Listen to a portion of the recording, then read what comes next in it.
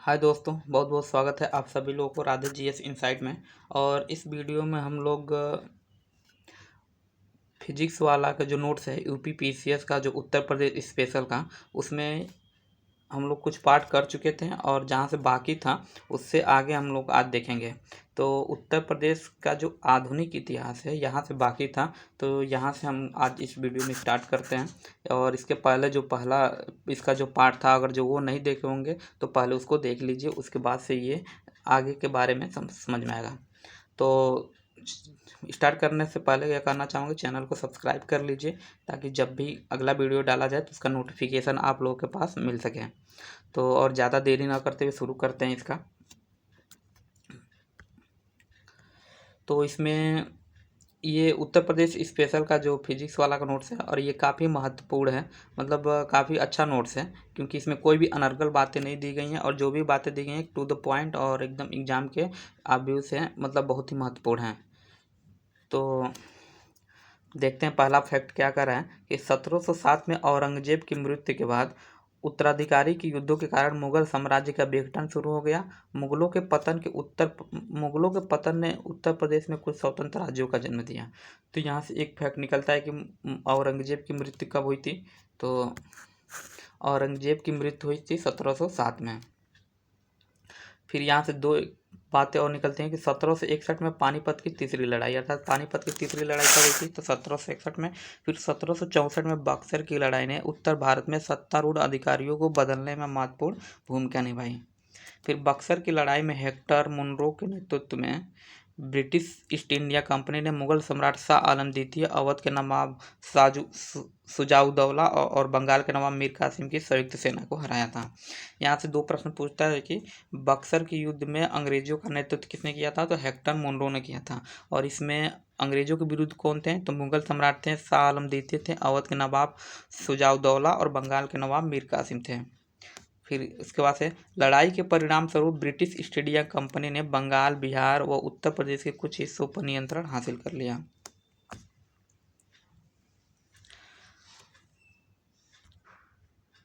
उसके बाद से दो फैक्ट यहाँ से, ये फैक्ट काफ़ी इंपॉर्टेंट रहता है कि इलाहाबाद की संधि। तो लड़ाई के बाद जो बक्सर का युद्ध हुआ, और बक्सर के युद्ध के बाद से लड़ाई के बाद से 1765 में ब्रिटिश और पराजित भारतीय शक्तियों के बीच इलाहाबाद की संधि पर हस्ताक्षर किया गया, जिसमें पहला क्या था कि रॉबर्ट क्लाइव ने 1765 में इलाहाबाद में दो महत्वपूर्ण संधियां की, एक अवध के नवाब के साथ और दूसरी मुगल सम्राट शाह आलम द्वितीय के साथ। नवाब सुजाउद्दौला के द्वारा सहमति क्या दिया गया, तो इलाहाबाद और कारा, जो काड़ा के नाम से भी जाना जाता था, काड़ा को बादशाह शाह आलम द्वितीय को सौंप दिया। मतलब जो अवध के जो नवाब थे सुजाउद्दौला, उन्होंने इलाहाबाद का और काड़ा का क्षेत्र बादशाह शाह आलम द्वितीय को दे दिया और कंपनी को युद्ध क्षतिपूर्ति के रूप में 50 लाख रुपए का भुगतान किया और बनारस के जमींदार बलवंत सिंह को उसके संपत्ति का पूरा अधिकार दे दिया। और एक मिनट,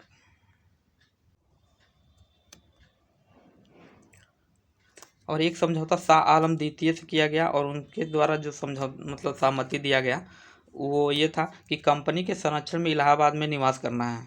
अर्थात अब जो शाह आलम द्वितीय थे अब ये इलाहाबाद में निवास करते। फिर 26 लाख रुपए के वार्षिक भुगतान के बदले ईस्ट इंडिया कंपनी को बंगाल, बिहार व उड़ीसा की दीवानी देने का फरमान जारी किया गया और उक्त प्रांतों के निजामत कार्य अर्थात सैन्य, रक्षा, पुलिस और न्यायिक प्रशासन के बदले कंपनी को 53 लाख रुपए देने का प्रावधान किया गया। उसके बाद क्लाइव अवध पर कब्जा नहीं करना चाहता था, क्योंकि इस पर कंपनी पर अफगान और मराठा आक्रमणों से एक विशाल भूमि सीमा की रक्षा करने की जिम्मेदारी आ जाती है। अगला फैक्ट है कि ब्रिटिश ईस्ट इंडिया कंपनी ने 18वीं सदी के अंत में उत्तर प्रदेश में अपनी उपस्थिति स्थापित कर ली। फिर 1773 ईस्वी में अंग्रेजों ने रुहेलखंड में मराठों को हराया और उन्हें दोआब क्षेत्र से बाहर कर दिया। उसके बाद 1774 में अंग्रेजों ने शाहजहांपुर में रुहेला सरदार रहमत खान को हरा दिया और रुहेलखंड को अवध के नवाब को सौंप दिया गया। फिर उसके बाद आसफ उद्दौला जो शुजा-उद-दौला का पुत्र था ने 1775 ईस्वी में राजधानी को फैजाबाद से लखनऊ स्थानांतरित कर दिया। एक प्रश्न पूछता है कि उत्तर प्रदेश की राजधानी मतलब उसमें तो उत्तर प्रदेश था नहीं, तो अवध की राजधानी फैजाबाद से लखनऊ स्थानांतरित किसने किया? तो आसफ उद्दौला ने। फिर उसके बाद से अवध के नवाब सादत अली खान द्वितीय ने नवंबर 1801 में सहायक गठबंधन प्रणाली को स्वीकार कर लिया। फिर लॉर्ड लेक ने 1803 में मराठा को हराया और अलीगढ़, आगरा और दिल्ली पर कब्जा कर लिया। उसके बाद से मई 1816 में अवध साम्राज्य ब्रिटिश संरक्षित राज्य बन गया। कथित कुशासन का कारण 1856 में लॉर्ड डलहौजी ने अवध पर कब्जा कर लिया था। अगला है अवध। क्या है? तो अवध तो यह मुगल साम्राज्य का एक प्रांत था जिसमें उत्तर प्रदेश का अधिकांश भाग शामिल था और इसकी स्थापना 1722 ईस्वी में सादत अली खान बुरहान उल मुल्क ने की थी। उन्होंने किसानों के जमींदारों के शोषण से बचाने के लिए अवध में एक नई भू राजस्व और भूमि पट्टा प्रणाली शुरू की। 1739 में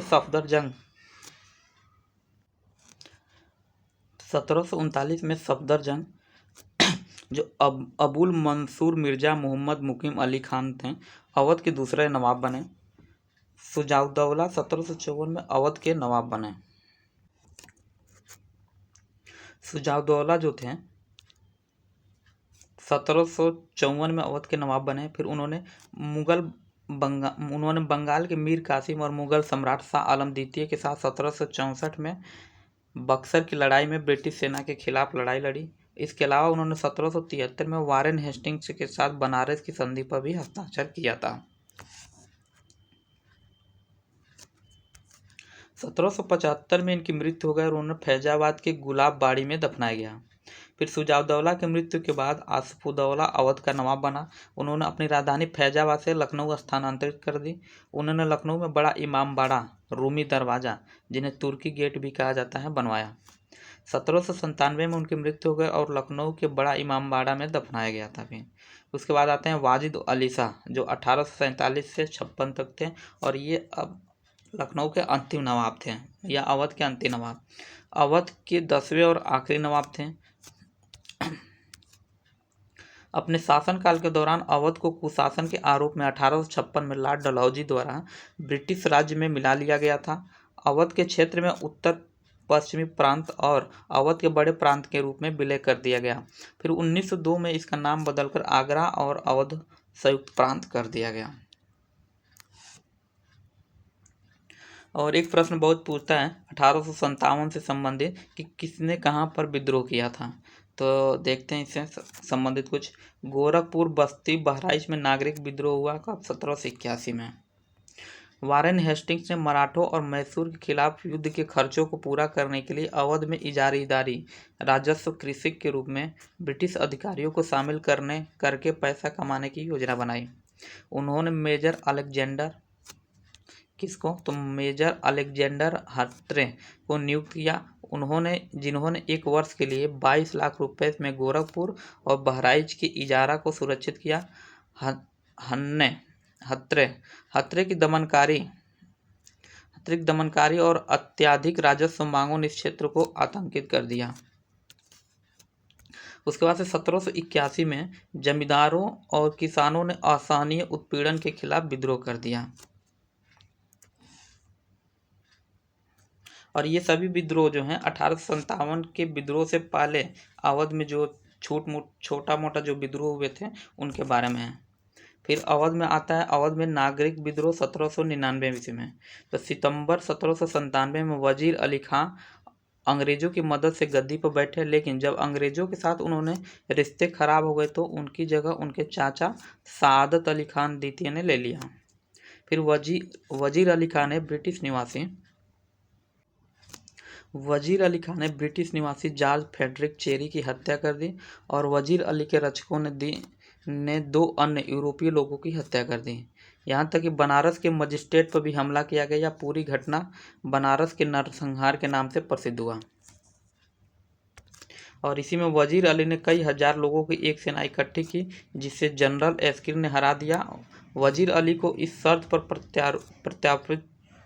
प्रत्यर्पित किया गया कि उसे फांसी नहीं दी जाएगी। या जंजीरों में नहीं डाला जाएगा। दिसंबर 1799 ईस्वी में आत्मसमर्पण करने के बाद उन्हें फोर्ट विलियम में कैद कर लिया गया। फिर आता है बुंदेलखंड का विद्रोह, जो 1808 से 1812 तक चला। बुंदेला प्रमुखों ने बंगाल प्रेसिडेंसी की नई सरकार के प्रति प्रतिरोध पेशकश की। अजयगढ़ किले के किलेदार किला कमांडर लक्ष्मण दावा को 1808 में समाप्त करने वाले 2 वर्षों के लिए अस्थायी व्यवस्था के रूप में उन्होंने अपने किले बनाए रखने की अनुमति दी गई। उसके बाद कालंजर के हत्यारे दरिया सिंह का अगला प्रतिरोध जनवरी 1812 में दबा दिया गया। गोपाल सिंह ने अंग्रेजों के खिलाफ सबसे गंभीर प्रतिरोध दिखाया। उन्होंने अपने चाचा के साथ विवाद था जिनका अंग्रेजों ने समर्थन किया था। इन गड़बड़ियों को रोकने के लिए अंग्रेजों को बुंदेलखंड के वंशानुगत सरदारों को संविदात्मक दायित्व इकरारनामे की एक श्रृंखला से बांधने की नीति अपनाई गई। अगला विद्रोह आता है बरेली में उत्थान, जो 1816 ईस्वी में हुआ था। तो विद्रोह का तत्कालीन कारण पुलिस कर लगाना था। मामला तब धार्मिक हो गया जब मुफ्ती मोहम्मद एवाज ने मार्च 1816 में शहर के मजिस्ट्रेट के सामने याचिका दायर की कि आस्था और मुफ्ती की रक्षा के लिए पीलीभीत, शाहजहांपुर, रामपुर में कई सशस्त्र मुसलमान ने विद्रोह कर दिया। फिर इसी में 18 अप्रैल 1816 में विद्रोहियों ने बरेली की प्रांतीय अदालत लेसेस्टर के एक न्यायाधीश के बेटे की हत्या कर दी और भारी सैन्य बल की तैनाती से विद्रोह को दबा दिया गया। उसके बाद है हाथरस का विद्रोह। तो अंग्रेजों ने दयाराम, जो अलीगढ़ जिले के एक तालुकादार थे, को किसान बनाकर हाथरस रियासत बसाई थी, लेकिन लगातार बढ़ते राजस्व के कारण दयाराम बकाया का भुगतान करने में लगातार विफल रहे और यहाँ तक कि सरकारी भगोड़ों को शरण देकर शत्रुता के कई कार्य भी किए हैं। एक अन्य प्रसिद्ध विद्रोही मुर्सान के राजा भगत सिंह ने अपने किले के नष्ट होने के डर से सरकार के सामने समर्पण कर दिया। फिर आता है वहाबी आंदोलन। तो यह रायबरेली के सैयद अहमद द्वारा स्थापित एक इस्लामी पुनरुत्थानवादी आंदोलन था। सैयद अहमद ने इस इस्लाम पर पश्चिमी प्रभाव की निंदा की, शुद्ध इस्लाम और समाज की वापसी की तत्काल, और जैसा कि पैगंबर के समय अरब में था। इसका महत्वपूर्ण केंद्र कहाँ था? पटना। ये बहुत पूछता है कि वहाबी आंदोलन का महत्वपूर्ण केंद्र कहाँ था? तो वहाबी आंदोलन का महत्वपूर्ण केंद्र पटना था। हालांकि इसके मिशन हैदराबाद, मद्रास, बंगाल, संयुक्त प्रांत और बॉम्बे में भी थे। फिर 1849 में सिख शासक के हार और पंजाब में ईस्ट इंडिया कंपनी के प्रभुत्व में शामिल करने के बाद भारत में अंग्रेजी प्रभुत्व वहाबी के हमले का एकमात्र लक्ष्य बन गया। फिर 1857 का विद्रोह और उत्तर प्रदेश। तो उत्तर प्रदेश में 1857 का विद्रोह कहाँ कहाँ हुआ था, इससे संबंधित कुछ महत्वपूर्ण फैक्ट हैं, इसके बारे में पहले परिचय देखते हैं। तो भारत में ब्रिटिश साम्राज्य विस्तार और आर्थिक घोषणा की घृणित नीतियों के कारण समाज के विभिन्न वर्गों में ब्रिटिश शासन के प्रति जनता का असंतोष उभर रहा था। और विद्रोह का तत्कालीन कारण क्या था? तो ब्रिटिश सरकार ने एनफील्ड राइफल का उपयोग करने का निर्णय लिया और इसके निर्माण में गोमांस और सुअर की चर्बी मिलाई गई थी। और जो भारतीय सेना थे, ये गोमांस जो था भारतीय, वो हिंदू धर्म के लिए मतलब पवित्र था, मतलब पवित्र नहीं कहने का मतलब कि हिंदू धर्म के लिए सही नहीं था, और जो सुअर की चर्बी थी इससे मुस्लिम धर्म नफरत करते थे। तो ये दोनों, हिंदू और मुस्लिम दोनों की भावनाओं को आहत करने वाला एक कृत्य था। तो इसमें हिंदू और मुस्लिम सैनिकों को विश्वास हो गया कि सरकार जानबूझकर उनके धर्म को नष्ट करने की कोशिश कर रही है। फिर विद्रोह की शुरुआत और प्रसार कहाँ का हुआ? तो 26 फरवरी 1857 को बहरामपुर के सैनिकों ने इन कारतूसों का उपयोग करने से इनकार कर दिया। फिर 24 अप्रैल 1857 को मेरठ की छावनी के 85 सैनिकों ने इस कारतूस का उपयोग करने से क्या कर दिया? तो इनकार कर दिया। उसके बाद से 10 मई 1857 को मेरठ में तैनात भारतीय सेना ने विद्रोह कर दिया और 11 मई को मेरठ की विद्रोही सेना दिल्ली पहुंच गई। मुगल बादशाह बहादुर शाह जफर को सम्राट घोषित किया गया और दिल्ली पर कब्जा कर लिया गया। जल्द ही विद्रोह उत्तर भारत, मध्य भारत से लेकर पश्चिम में राजस्थान तक विस्तृत में फैल गया। दक्षिण में विद्रोह का प्रसार सीमित था। 1857 के इस विद्रोह में सबसे अधिक प्रभावित क्षेत्र कौन था? तो अवध और बुंदेलखंड था। फिर 1857 विद्रोह में विद्रोही सैनिकों और जमींदारों ने अलीगढ़, बरेली, लखनऊ, कानपुर, इलाहाबाद आदि स्थानों पर अपनी सरकारें स्थापित कर थीं। उसके बाद 1857 का विद्रोह छोटे शहरों कस्बों तक फैला हुआ था, जैसा कि इटावा, मैनपुर, एटा, मथुरा, शाहजहां, बदायूं, आजमगढ़, सीतापुर, लखनऊ, खीरी, बाराबंकी, वाराणसी, फैजाबाद, हाथरस आदि था। और अवध की बेगम हजरत महल ने लखनऊ में विद्रोह का नेतृत्व किया। बेगम ने अपने बेटे ब्रिटिश कादिर को अवध का नवाब बनाया। कालिन कैंपबेल ने 21 मार्च 1858 को लखनऊ पर पुनः कब्जा कर लिया। फिर 1897 में नाना साहब को कानपुर बिठूर प्रशासन का अधिकार प्राप्त हुआ। और 1857 के महान योद्धा तात्या टोपे, इनका मूल नाम क्या था? तो रामचंद्र पांडुरंग था। ये एक बार प्रश्न भी पूछा बीसीएस में कि तात्या टोपे किसका नाम था? तो रामचंद्र पांडुरंग किसका नाम था? तो तात्या टोपे का। अपनी गनमी कावा रणनीति, गुरिल्ला रणनीति से अंग्रेजों को डरा दिया था। फिर 7 अप्रैल 1859 को उन्हें गिरफ्तार किया गया। शिवपुरी के सिविल कोर्ट में मुकदमा चलाया और 18 अप्रैल 1859 को उन्हें फांसी दे दी गई। उसके बाद जून 1858 तक संयुक्त प्रांत में विद्रोह पूरी तरह समाप्त हो गया था।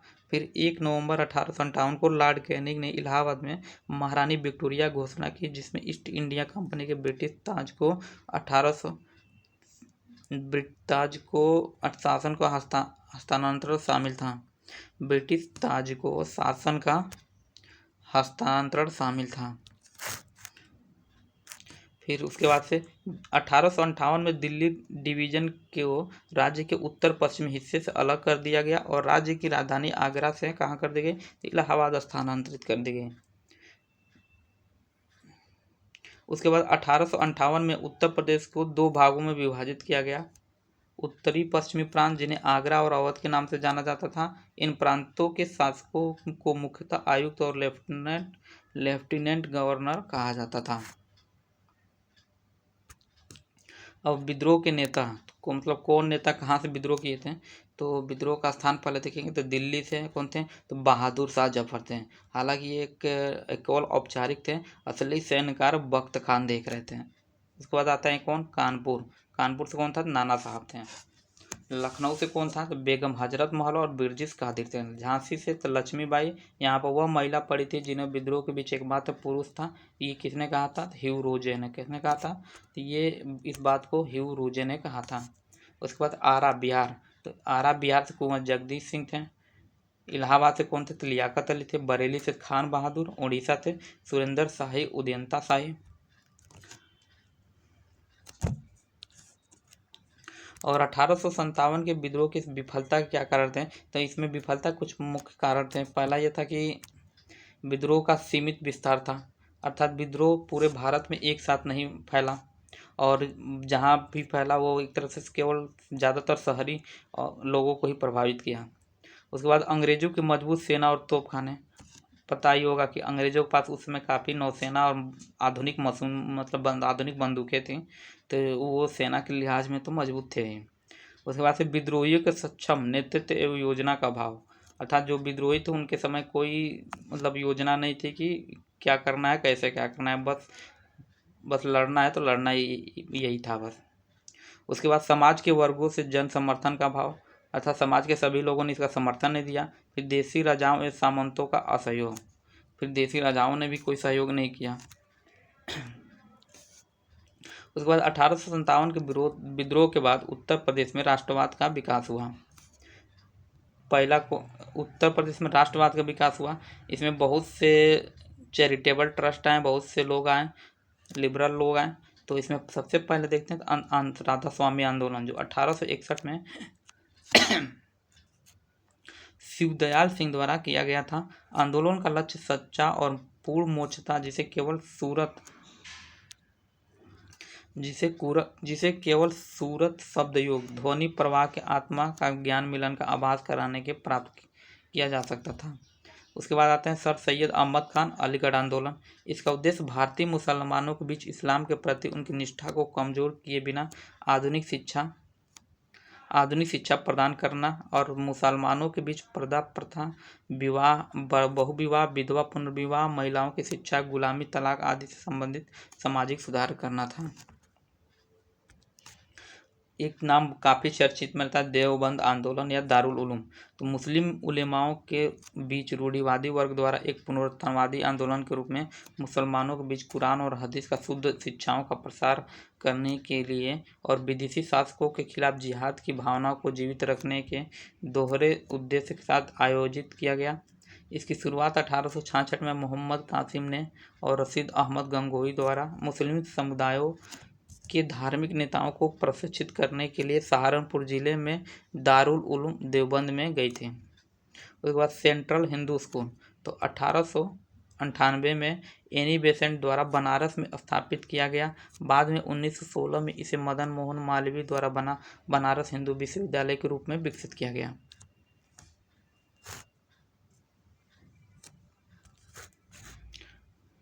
अगला टॉपिक देखते हैं, कांग्रेस के काल में उत्तर प्रदेश की क्या स्थिति थी। तो भारतीय राष्ट्रीय कांग्रेस की स्थापना 1885 में ए.ओ. ह्यूम ने किया था। फिर भारतीय राष्ट्रीय कांग्रेस का पहला सत्र W.C. बनर्जी की अध्यक्षता में बॉम्बे के गोकुलदास तेज प्रताप संस्कृत कॉलेज में आयोजित किया गया। इसमें 72 प्रतिनिधियों ने भाग लिया, जिनमें 10 उत्तर प्रदेश से थे। दूसरा सत्र कलकत्ता में आयोजित किया गया और इसमें 434 प्रतिनिधियों ने भाग लिया, जिसमें 74 उत्तर प्रदेश से थे। भारतीय राष्ट्रीय कांग्रेस के 9 अधिवेशन 1885 से 1947 तक कहाँ हुए हैं, तो उत्तर प्रदेश में हुए हैं। और कांग्रेस का उत्तर प्रदेश है। वार्षिक सत्र क्या है और संबंधित तथ्य। अध्यक्ष व्योमेश बनर्जी। कांग्रेस ने 1892 में भारतीय परिषद अधिनियम की आलोचना की थी। उसके बाद आता है 1899, तो ये स्थान कहाँ था, लखनऊ था।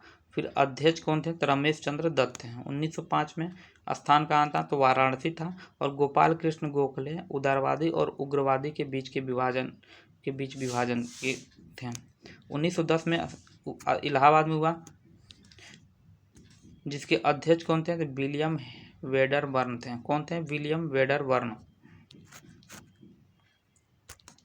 उसके बाद 1916 में स्थान इलाहाबाद, फिर उसके बाद विलियम वेडरबर्न। फिर 1910 था, लखनऊ।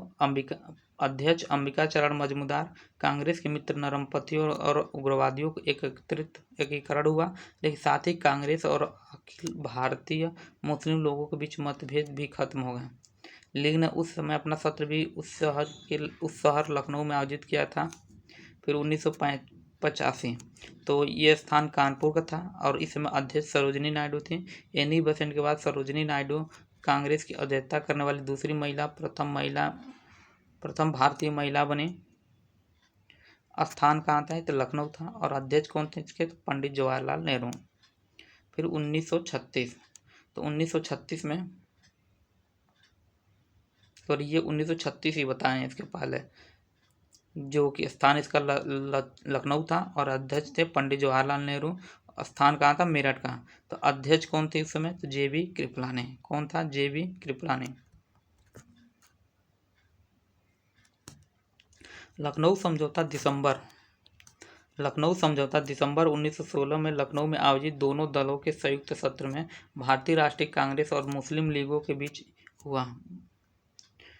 समझौते के माध्यम से दोनों दल प्रतिनिधि विधानसभा में धार्मिक अल्पसंख्यकों के प्रतिनिधित्व की अनुमति पर सहमत हो गए। और उसके बाद आता है कि उत्तर प्रदेश में किसान आंदोलन, किसान विद्रोह कर सकते हैं या किसान आंदोलन। तो इसका आयोजन 1918 में मोदी गौरीशंकर, मोहम्मद गौरी मिश्र इत्यादि, नारायण द्विवेदी और मदन मोहन मालवीय के प्रयासों से किया गया था। फिर अवध के किसान सभा, जिसकी आयोजना बाबा रामचंद्र ने 1920 में प्रतापगढ़ में किया था। इसने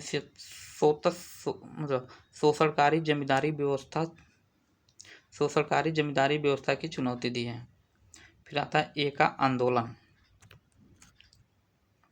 यह एक किसान आंदोलन था जो शुरू हुआ और जल्द ही हरदोई, सीतापुर और उन्नाव जिलों में फैल गया। यह आंदोलन नवंबर 1921 में शुरू हुआ था और अप्रैल 1922 तक चला। इसका नेतृत्व सरदार पासी ने किया था और यह मुख्यमंत्री के रूप में अवध में प्रचलित शोषणकारी तालुकदारी प्रणाली की एक मजबूत प्रतिक्रिया थी। फिर आता है अखिल भारतीय किसान सेना। तो इस अखिल भारतीय किसान सेना, इसका गठन 1936 में लखनऊ में देश भर के किसानों, खेतिहर मजदूरों हितों का प्रतिनिधित्व करने के उद्देश्य से किया गया था।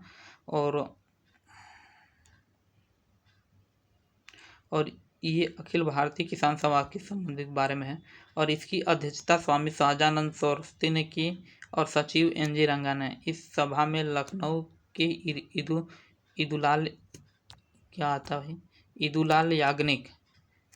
ईदुलाल याग्निक से जुड़े थे।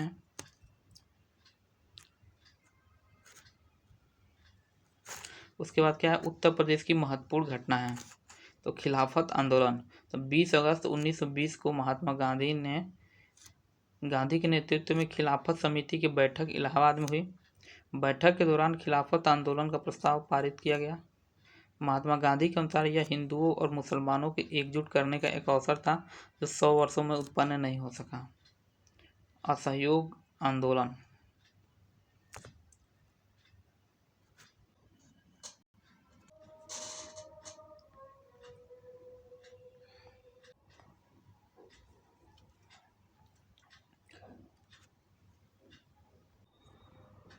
यहाँ से देखते हैं इसमें अवध उत्तर प्रदेश में किसान आंदोलन। तो उत्तर प्रदेश में किसान सभा का आयोजन किया। तो इसका आयोजन 1918 में गौरी शंकर मिश्र, इंद्रनाथ द्विवेदी और मदन मोहन मालवीय के प्रयासों से किया गया था। फिर उसके बाद अवध किसान सभा। तो इसका आयोजन बाबा रामचंद्र ने 1920 में प्रतापगढ़ में किया था। इसने शोषणकारी जमींदारी व्यवस्था को चुनौती दी थी। फिर उसके बाद एक आंदोलन जो काफ़ी महत्वपूर्ण आंदोलन है। तो यह किसान आंदोलन था जो लखनऊ में शुरू हुआ और जल्द ही हरदोई, सीतापुर, उन्नाव जिलों में भी फैल गया। और यह आंदोलन 1921 में शुरू हुआ और अप्रैल 1922 तक चला। इसका नेतृत्व मदारी पासी ने किया था। यह मुख्य रूप से अवध में प्रचलित शोषणकारी तालुकदारी प्रणाली की प्रतिक्रिया थी। उसके बाद अखिल भारतीय किसान सभा। तो इसका गठन 1936 में लखनऊ में देश भर के किसानों और खेतिहर मजदूरों के हितों के प्रतिनिधित्व करने के उद्देश्य से किया गया था और इसकी अध्यक्षता स्वामी सहजानंद सरस्वती ने की और इसके जो सचिव थे NG रंगा थे।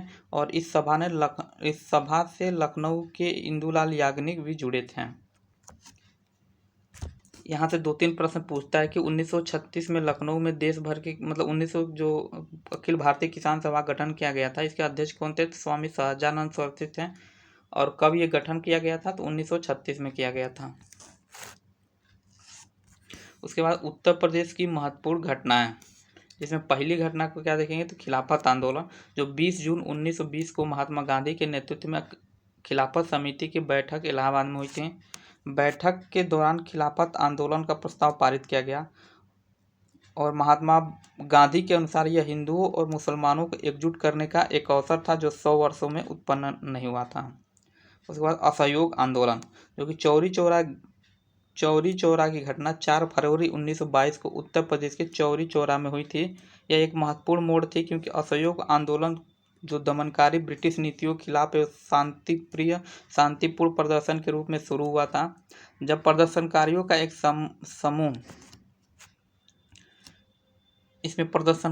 समूह हिंसक हो गया, पुलिस से झड़प हुई। पुलिस ने जवाबी कार्रवाई करते हुए भीड़ पर गोलियां चला दी, जिसके परिणाम स्वरूप 3 प्रदर्शनकारियों की मौत हो गई। जवाबी कार्रवाई में उत्तेजित भीड़ ने एक पुलिस स्टेशन में आग लगा दी, जिसमें 22 पुलिस अधिकारी मारे गए। हिंसा का यह कृत्य महात्मा गांधी द्वारा अपनाए गए अहिंसा के सिद्धांतों के खिलाफ था, जिन्होंने तुरंत असहयोग आंदोलन को बंद कर दिया गया। अच्छा, एक प्रश्न पूछता है कि असहयोग आंदोलन क्यों बंद कर दिया गया? तो चौरी चौरा घटना के कारण। उसके बाद आता है स्वतंत्र दल। तो असहयोग आंदोलन की अचानक वापसी के बाद 1923 में मोतीलाल नेहरू और चित्तरंजन दास द्वारा स्वराज पार्टी की स्थापना की गई थी। सी.आर. दास की मृत्यु के बाद मदन मोहन मालवीय और लाला लाजपत राय द्वारा स्वतंत्र दल नामक एक नई पार्टी का गठन किया गया था। सी.आर. दास और मदन मोहन मालवीय और लाला लाजपत राय के द्वारा। उसके बाद से क्रांतिकारी आंदोलन। उत्तर प्रदेश में क्रांतिकारी आंदोलन क्या थे? तो हिंदुस्तान रिपब्लिक एसोसिएशन आर्मी, जो HRA बाद में इसका नाम बदलकर Hindustan socialist Republican army association या HSRA कर दिया गया, की स्थापना अक्टूबर 1924 में राम प्रसाद बिस्मिल, जोगेश चंद्र चटर्जी और सचिन सन्याल ने कानपुर में की थी, जिसका उद्देश्य औपनिवेशिक सरकार को उखाड़ फेंकने के लिए एक सशस्त्र क्रांति आयोजित करना था। इसके स्थान पर संघीय गणराज्य की स्थापना की जाएगी, जिसका मूल सिद्धांत वयस्क मताधिकार हो गया। फिर HRA की सबसे महत्वपूर्ण गतिविधि काकोरी डकैती थी, जो 9 अगस्त 1925 को घटी हुई। लोगों ने काकोरी में 8 डाउन ट्रेन को रोक दिया और उसकी आधिकारिक रेलवे नकदी लूट ली। बिस्मिल, अशफाकुल्लाह, रोशन सिंह और राजेंद्र लाड़ी को इसके कारण फांसी भी दे दिया गया। और हाल ही में यूपी सरकार ने काकोरी डकैती का नाम बदलकर क्या कर दिया है? तो काकोरी ट्रेन एक्शन कर दिया है। फिर उसके बाद आज़ाद दिसंबर 1929 में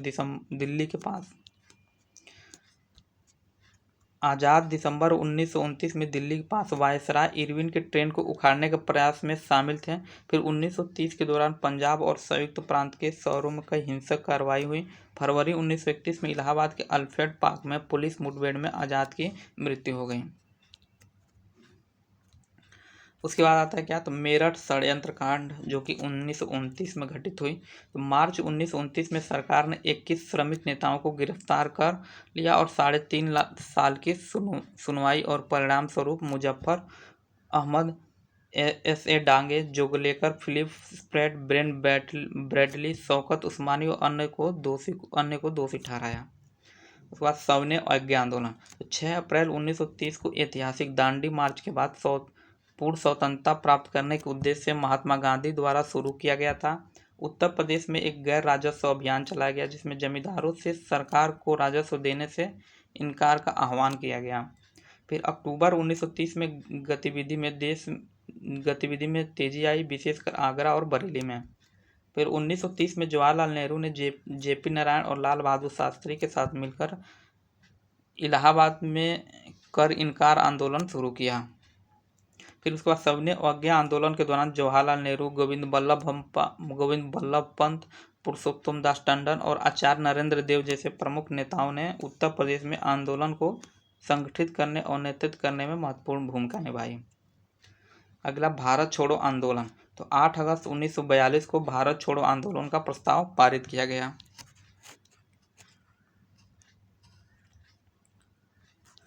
और भारत छोड़ो आंदोलन की पहली चिंगारी वाराणसी के पास धानापुर गांव, अब जो कि चंदौली जिले में है, से उठी और यहां कई लोग राष्ट्रीय ध्वज फहराने के लिए स्थानीय पुलिस स्टेशन पर पहुंचे। पुलिस ने भीड़ पर गोलियां चलाई, जिसे एकत्रित लोगों ने जवाबी कार्रवाई की। बलिया में चित्तू पांडे के नेतृत्व में अगस्त 1942 में एक सप्ताह के लिए एक समानांतर सरकार का गठन किया गया।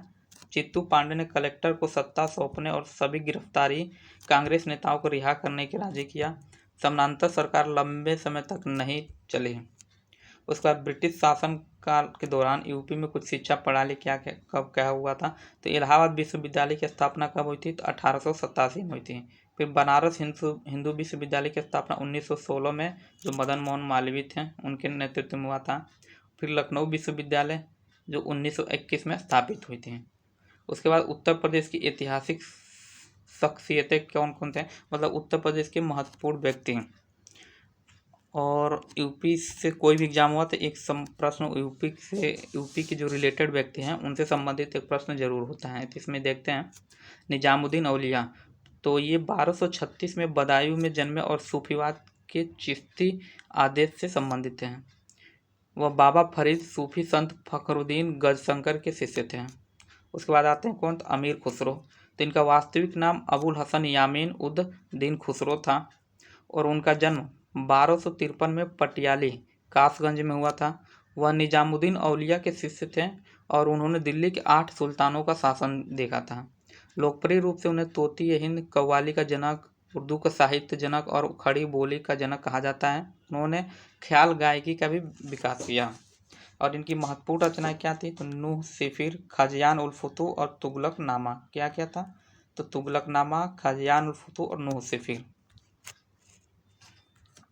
उसके बाद आते हैं जियाउद्दीन बर्नी। तो 1285 में बुलंदशहर जिले में इनका जन्म हुआ था। मोहम्मद बिन तुगलक और फिरोज शाह तुगलक के दौरान राजनीतिक विचारक और इतिहासकार। और इनकी महत्वपूर्ण रचनाएं तारीख फिरोज शाही और फतवा जादारी। फिर उसके बाद कबीर। तो इनका जन्म वाराणसी में होता। वह भक्ति कवि संत स्वामी रामानंद के शिष्य थे। और इनकी महत्वपूर्ण रचनाएं बीजक थीं, कबीर परछाई, सखी ग्रंथ और कबीर ग्रंथावली थीं। उसके बाद आता है बीरबल। तो बीरबल का जन्म 1528 ईस्वी में जालौन जिले में कालपी में हुआ था। और इनका असली नाम क्या था? तो महेश दास था। एक प्रश्न पूछा भी जा चुका है इसमें कि महेश दास किसका नाम था? बीरबल का था। और ये सम्राट अकबर के नवरत्नों में से एक थे। और दीन इलाही को अपनाने वाले पहले व्यक्ति थे, अकबर द्वारा जो स्थापित धर्म था। सूरदास। तो यह अंधे हिंदू भक्त कवि और गायक थे। उन्होंने सर्वश्रेष्ठ रचनाओं में से एक है इनका कौन सी रचना? तो सूरसागर।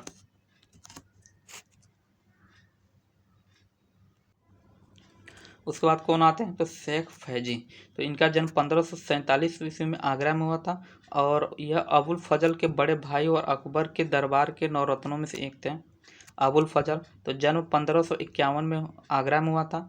इन्होंने अकबर के दक्षिण अभियान का नेतृत्व किया था। इनकी महत्वपूर्ण रचना क्या थी? तो अकबरनामा और आईने अकबरी। उसके बाद आते हैं टोडरमल। तो सीतापुर जिले के लहरपुर गांव में इनका जन्म हुआ था। वह अकबर के दरबार के नवरत्नों में से एक थे।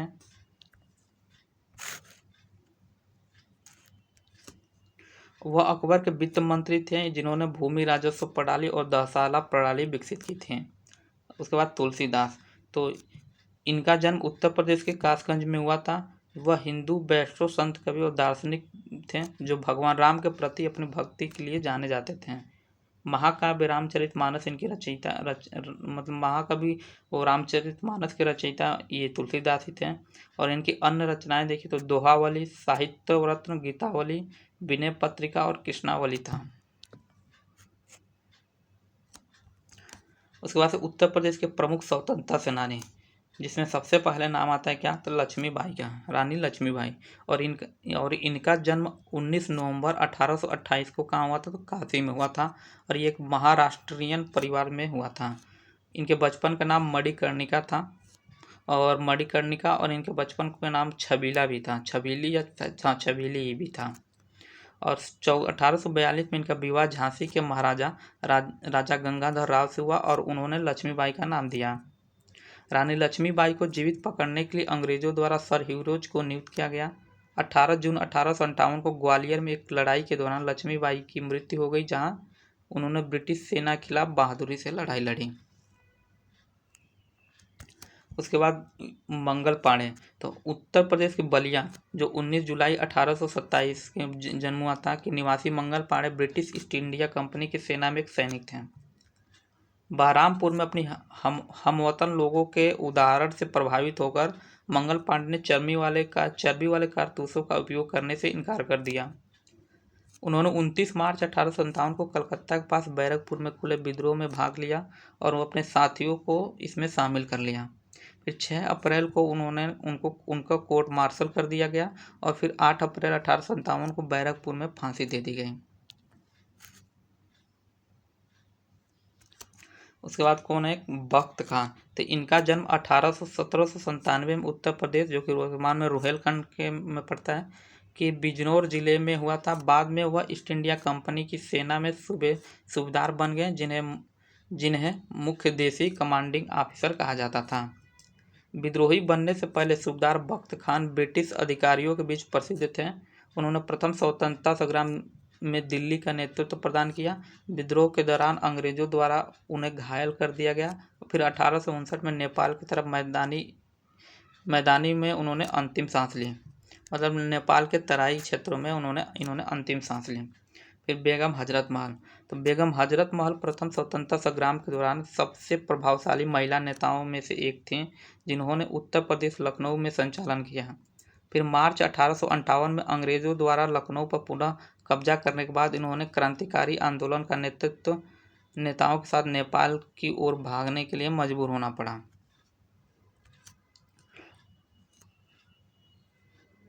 मार्च 1858 में अंग्रेजों द्वारा लखनऊ पर पुनः कब्जा करने के बाद इन्हें क्रांतिकारी आंदोलन के अन्य नेताओं के साथ कहाँ चले गई, नेपाल चले गए। फिर बेगम हजरत महल शुरू से ही स्वतंत्रता संग्राम की अग्रिम पंक्ति में थी और उन्होंने अपने नाबालिग बेटे ब्रिजेश कादिर की ओर से अवध विद्रोह का नेतृत्व भी संभाला था। उसके बाद आते हैं कौन, तो मौलवी लियाकत अली। तो मौलवी लियाकत अली 1817 से 1892 तक का जन्म इलाहाबाद, जो बदला हुआ नाम था और वर्तमान में इलाहाबाद का प्रयागराज कहा जाता है, कि कुछ मील दूर महगांव तहसील और परगना चैल में सैयद मेहर अली और अमीना बीबी के घर हुआ था। उन्होंने उनके अनुयायियों ने जिला हरदोई के सांडी, बिलग्राम और पाली में सफलतापूर्वक ब्रिटिश प्रतिरोध अभियान चलाया। फिर 1872 में मौलवी को बॉम्बे रेलवे स्टेशन पर एक ब्रिटिश पुलिस अधिकारी स्टाइल द्वारा गिरफ्तार किया गया था, जिसे मौलवी के 2 लोगों द्वारा पूर्व सूचना दी गई थी।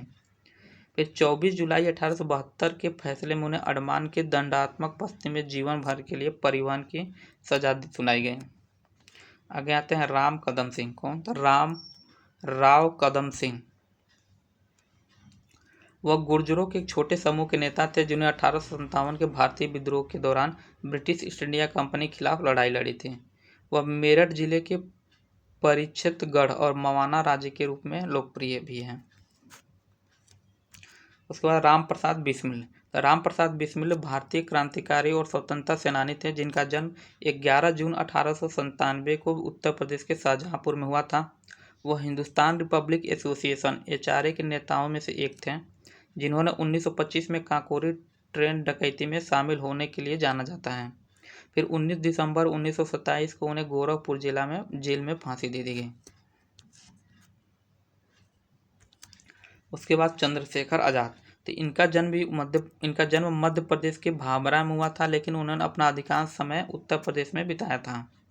आज़ाद Hindustan Socialist Republic Association HSRA के सदस्य थे और भारत में ब्रिटिश शासन को उखाड़ फेंकने के लिए 1928 में गठित एक क्रांतिकारी संगठन जो था।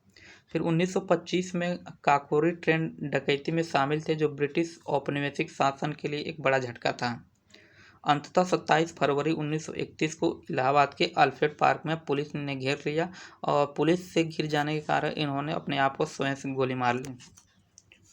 के बाद आते हैं अशफाक उल्ला खान। तो अशफाक उल्ला खान जन्म 22 अक्टूबर 1900 को उत्तर प्रदेश के शाहजहांपुर में हुआ था। खान HRA के एक प्रमुख सदस्य थे, अर्थात हिंदुस्तान रिपब्लिक एसोसिएशन के ये प्रमुख सदस्य थे और काकोरी षड्यंत्र का हिस्सा था, जो 1925 में HRA द्वारा ट्रेन डकैती थी। खान को 19 दिसंबर 1927 को फैजाबाद जेल में फांसी दे दी गई। उसके बाद आचार्य नरेंद्र देव।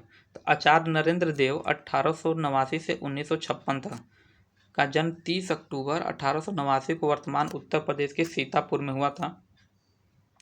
उन्होंने वकालत छोड़ दी और काशी विद्यापीठ में पढ़ाना शुरू कर दिया, जहां उन्हें आचार्य की उपाधि मिली। फिर बाल गंगाधर तिलक और अरबिंदो जैसे कांग्रेस नेताओं के क्रांतिकारी विचारों ने आचार्य नरेंद्र देव को गहराई से प्रभावित किया। वह होम रूल लीग से जुड़े थे और प्रांतीय कांग्रेस के सदस्य भी बने। उन्होंने साइमन कमीशन और सविनय अवज्ञा आंदोलन के खिलाफ प्रदर्शन में सक्रिय रूप से भाग लिया। फिर आचार्य नरेंद्र देव 1934 में भारतीय राष्ट्रीय कांग्रेस के भीतर काम करने वाले एक कट्टरपंथी गुट के रूप में कांग्रेस सोशलिस्ट पार्टी की स्थापना में महत्वपूर्ण भूमिका निभाई।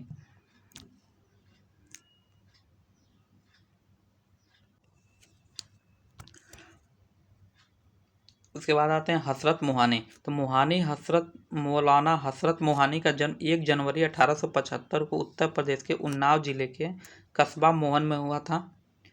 अपनी प्रारंभिक पढ़ाई पूरी करने के बाद उन्होंने अलीगढ़ मुस्लिम विश्वविद्यालय में दाखिला मिल गया। हसरत मोहानी ने अलीगढ़ से उर्दू एवं मुअल्ला के नाम से पत्रिका निकालना शुरू किया। फिर वह कांग्रेस के एक सक्रिय सदस्यों में से एक थे। वर्ष 1907 तक कांग्रेस से जुड़े रहे। कुछ इतिहासकारों के अनुसार मौलाना हसरत मोहानी ने 1921 में इंकलाब जिंदाबाद का नारा लिखा था। फिर मौलाना हसरत मोहानी ने आखिरी सांस तक देश के लिए अपनी जान कुर्बान कर दी। फिर और 13 मई 1951 को लखनऊ में हसरत मोहानी ने अंतिम सांस ली।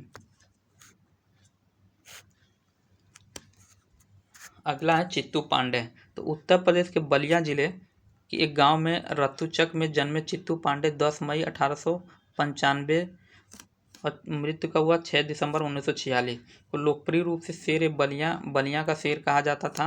एक प्रतिष्ठित स्वतंत्रता कार्यकर्ता, उन्होंने बलिया में भारत छोड़ो आंदोलन का नेतृत्व किया। जवाहरलाल नेहरू, सुभाष चंद्र बोस द्वारा बलिया के बाघ के रूप में वर्णित उन्होंने अंग्रेजों द्वारा दबाए जाने से पहले कुछ दिनों के लिए 19 अगस्त 1942 को घोषित और स्थापित राष्ट्रीय सरकार का नेतृत्व किया था। समानांतर सरकार कलेक्टर को सत्ता सौंपने और सभी गिरफ्तार कांग्रेस नेताओं को रिहा करने में सफल रही।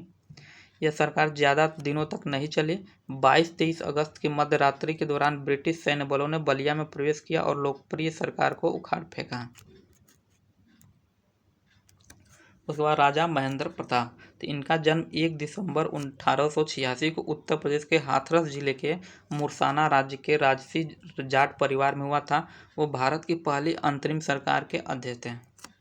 फिर उसके बाद स्वामी सहजानंद सरस्वती। तो स्वामी सहजानंद सरस्वती 1889 में इनका जन्म हुआ, 1950 में इनकी मृत्यु हुई और इनका जन्म उत्तर प्रदेश के गाजीपुर में हुआ था। वह एक युवा छात्र के रूप में प्रतिभाशाली थे। अपने घर और परिवार को त्यागकर तपस्या मार्ग पर अपनाकर वह वाराणसी चले गए, जहां उन्होंने संस्कृत और हिंदू दर्शन का अध्ययन करने के लिए 9 साल समर्पित किए। उन्होंने बिहार के शाहाबाद जिले और उत्तर प्रदेश के निकटवर्ती जिले गाजीपुर में असहयोग आंदोलन आयोजन में प्रमुख भूमिका निभाई। फिर कृषि सुधारों के केंद्रीय नारों के रूप में जमींदारी प्रथा का उन्मूलन और किसान स्वामित्व के निर्माण की वकालत करते हुए उन्होंने किसान प्रतिरोध को संगठित करने के लिए सामंती उत्पीड़न के ज्वलंत मुद्दे जैसा कि जबरन श्रम, अवैध वसूली, बेदखली आदि को उठाया। और इन्होंने 1936 में लखनऊ में अखिल भारतीय किसान सभा का गठन भी किया। और एक सशक्त लेखक थे और पटना से हिंदी साप्ताहिक हुंकार भी चलाते थे। अगले महत्वपूर्ण व्यक्ति हैं पुरुषोत्तम दास टंडन। तो इनका जन्म 1 अगस्त 1842 को इलाहाबाद में जन्म हुआ था। फिर उन्होंने 1908 में तेज बहादुर सप्रू के अधीन इलाहाबाद उच्च न्यायालय में वकील के रूप में अभ्यास शुरू किया। फिर उन्होंने असहयोग आंदोलन और नमक सत्याग्रह में सक्रिय भूमिका निभाई। फिर उन्होंने 1934 में बिहार प्रांतीय किसान सभा के अध्यक्ष के रूप में भी कार्य किया। इन्हें यूपी का गांधी के नाम से भी जाना जाता है। फिर 1961 में इन्हें भारत रत्न से सम्मानित किया गया। उसके बाद आते हैं मौलाना शौकत अली। तो शौकत अली का जन्म 1873 में रामपुर में हुआ था। यह ऑटोमन साम्राज्य के पतन के प्रक्रिया में भड़के खिलाफत आंदोलन के एक भारतीय मुस्लिम नेता थे। उन्होंने 1934 से 1938 तक ब्रिटिश भारत में सेंट्रल असेंबली के सदस्य के रूप में कार्य किया। अगले व्यक्ति हैं सर सैयद अहमद खान। तो सैयद अहमद खान का जन्म एक सम्मानित मुस्लिम परिवार में हुआ था। वह ब्रिटिश सरकार की न्यायिक सेवा के एक वफादार सदस्य थे। 1876 में सेवानिवृत्ति के बाद वह 1878 में इंपीरियल लेजिस्लेटिव काउंसिल में शामिल हो गए। उन्होंने 1888 में नाइटहुड की उपाधि प्राप्त की। वह पश्चिमी वैज्ञानिक शिक्षा कुरान की शिक्षाओं के साथ सामंजस्य स्थापित करना चाहते थे, जिनकी व्याख्या समकालीन तर्कवाद और विज्ञान के प्रकाश में की जा सकती थी। हालांकि उन्होंने कुरान को अंतिम अधिकार के रूप में भी माना था।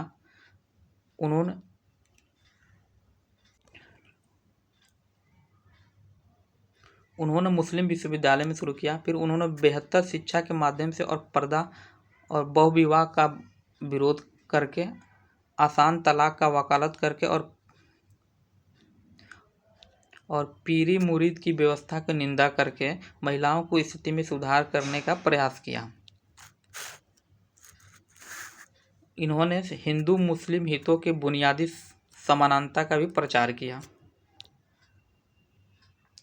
अगले व्यक्ति हैं जो काफ़ी उत्तर प्रदेश के लिए काफ़ी महत्वपूर्ण व्यक्ति थे। तो कौन थे?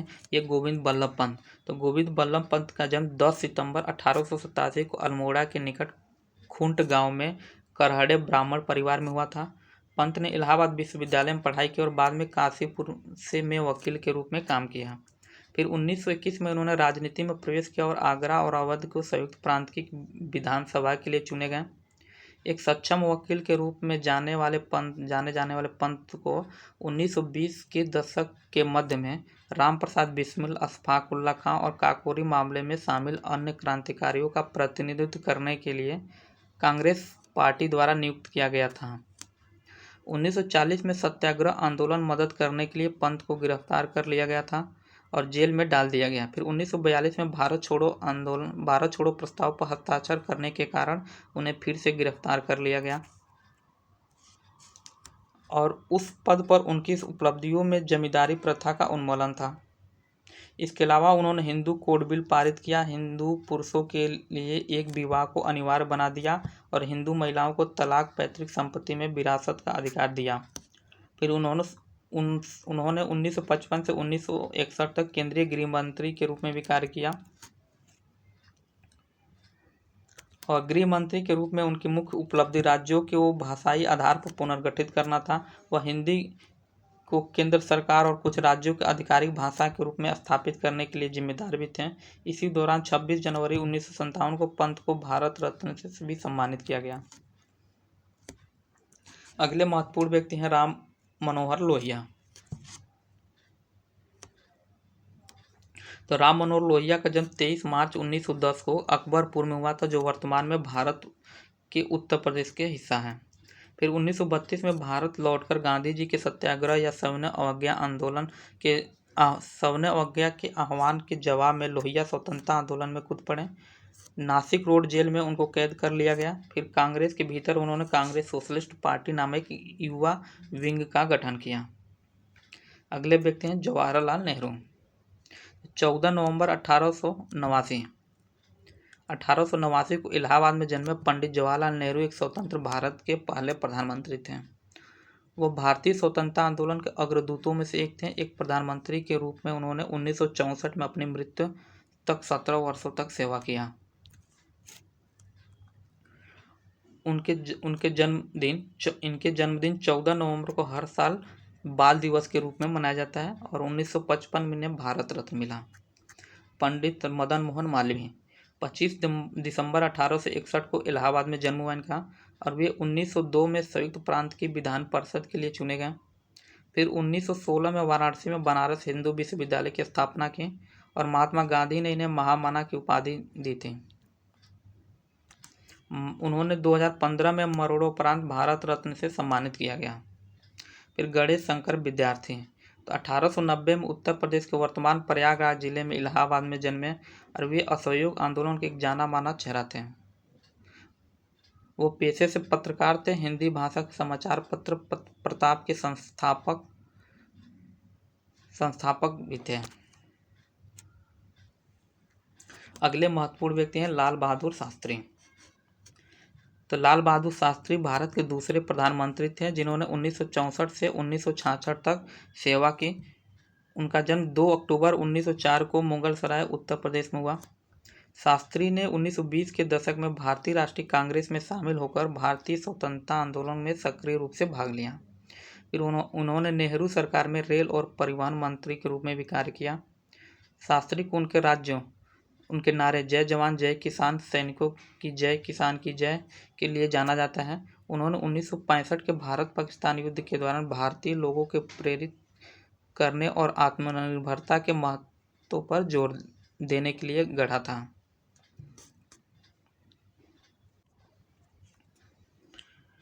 उन्होंने 1966 में ताशकंद घोषणा पर हस्ताक्षर किए जिन्हें भारत और पाकिस्तान के बीच 1965 के युद्ध का अंत हुआ।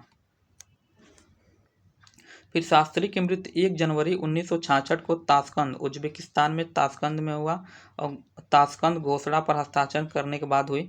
2 अक्टूबर को भारत में लाल बहादुर शास्त्री की जयंती के रूप में मनाया जाता है और 2 अक्टूबर को ही गांधी जयंती के रूप में भी मनाया जाता है।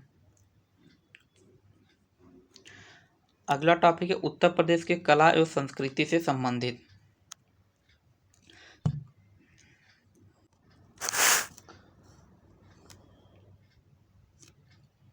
अगला टॉपिक इसमें आएगा उत्तर प्रदेश की कला एवं संस्कृति। तो इसके बाद से हम लोग इसका जो अगला भाग होगा, मतलब यहाँ आज की वीडियो में इतना तक रहेगा, और अगला जो भी बचा हुआ है इसको अगले पार्ट में हम लोग इसको ख़त्म कर देंगे। तो आज के लिए इतना ही, और चैनल को सब्सक्राइब कर लीजिए ताकि जब भी अगला वीडियो डाला जाए तो उसका नोटिफिकेशन आप लोगों के पास पहुंच जाए।